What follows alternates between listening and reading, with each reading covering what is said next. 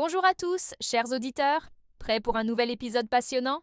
Aujourd'hui, nous allons plonger dans l'Égypte ancienne pour explorer un des plus grands mystères de l'histoire, les pyramides. Avec toutes les découvertes récentes, le moment ne pourrait pas être mieux choisi. Tout à fait, Sarah.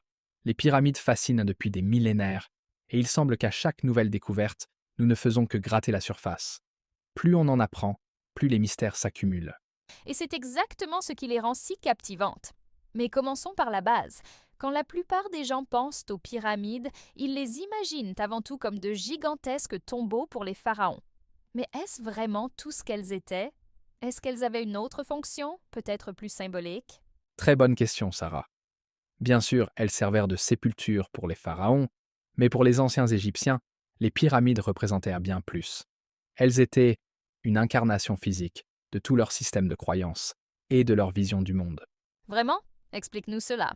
Vraiment, imaginez une pyramide non seulement comme une structure physique, mais aussi comme un chemin vers l'éternité.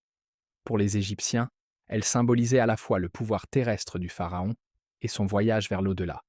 Ce n'était pas simplement une question de où enterrer un roi, mais comment le préparer à devenir un être divin après sa mort. Explique-nous cela. Intéressant. Prenons un exemple. La grande pyramide de Gizeh, celle de Khéops, elle est massive, presque parfaitement alignée et entourée de mystères. Tout cela avait sûrement une signification plus profonde? Absolument. Prenons son alignement comme exemple. La grande pyramide est alignée avec une précision incroyable sur la ceinture d'Orion, qui, dans la mythologie égyptienne, était associée à Osiris, le dieu de l'au-delà. Cela n'était pas fait au hasard. Cet alignement servait à établir une connexion spirituelle entre le pharaon et les cieux. Mais attends, comment ont-ils pu faire ça sans nos technologies modernes? Je veux dire, ce genre de précision est impressionnant, même avec nos outils actuels. Les anciens Égyptiens étaient des astronomes extraordinaires. Ils utilisèrent les étoiles pour guider leur construction. Leur principal outil pour cela était un instrument appelé merkhet. C'était un dispositif simple, composé d'un fil à plomb et d'un cadre en bois. Avec cet outil et leurs observations minutieuses des étoiles circumpolaires, celles qui ne se couchent jamais, ils pouvaient déterminer le vrai nord avec une précision étonnante. Et avec cela, ils pouvaient orienter leurs pyramides. Incroyable! Mais revenons un peu sur le côté pratique. Ces blocs de calcaire, certains pesant plus de 15 tonnes, comment les déplaçaient-ils? Ça devait être une tâche titanesque. Oui, c'était un véritable exploit d'ingénierie et d'organisation. Les Égyptiens utilisaient le Nil à leur avantage, notamment lors des crues annuelles. Ils transportaient les blocs sur des radeaux en bois, profitant de l'eau pour alléger le fardeau. Des radeaux en bois pour transporter des blocs aussi lourds? Ça semble risqué. C'était risqué, mais ils maîtrisaient parfaitement la navigation sur le Nil. Les crues faisaient partie intégrante de leur vie, à la fois sur le plan pratique et spirituel. Ils considéraient en ces crues comme un don des dieux, ce qui les intégrait naturellement dans leurs projets architecturaux. Fascinant. Mais qu'en est-il des ouvriers qui ont construit tout ça? Étaient-ce vraiment des esclaves, comme on le voit souvent dans les films? C'est une idée reçue qui a été réfutée par l'archéologie. Les pyramides étaient reconstruites par une main-d'œuvre qualifiée. Il s'agissait souvent de fermiers qui travaillaient pendant la saison morte de l'agriculture, ou de spécialistes qui maîtrisaient leur métier. Ils étaient hommes bien nourris, bien traités et faisaient probablement preuve d'une immense fierté en participant à un projet d'une telle envergure. Donc, ce n'étaient pas des esclaves forcés de travailler dans des conditions inhumaines? Pas du tout.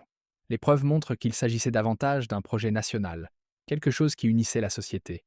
Les ouvriers recevaient des rations alimentaires, un logement et même des soins médicaux.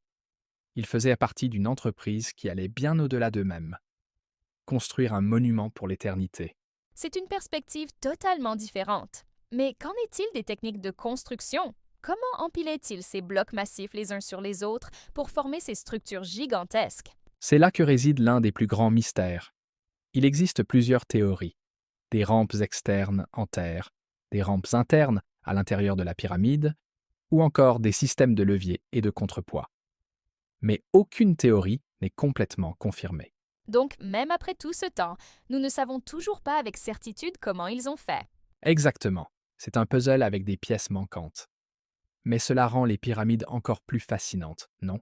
Chaque nouvelle découverte pourrait changer notre compréhension de leur construction. Absolument. Mais concentrons-nous un instant sur l'intérieur des pyramides. Nous savons qu'elles servaient de tombeau pour les pharaons, mais étaient-elles vides à part cela? Ou y avait-il d'autres choses? Oh, elles étaient là loin d'être vides.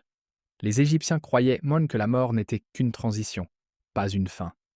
Les pyramides étaient remplies de trésors, de provisions et d'objets personnels pour accompagner le pharaon dans l'au-delà. Comme quoi, par exemple? Des meubles, des armes, des vêtements, des bijoux et même de la nourriture. Il voulait pas que le pharaon ait tout ce dont il pourrait avoir besoin dans l'au-delà.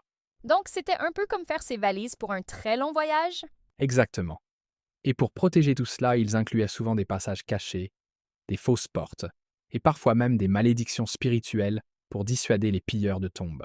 Par malédiction, tu veux dire des pièges mortels, comme dans les films, ou plutôt des menaces pigipassnas spirituelles?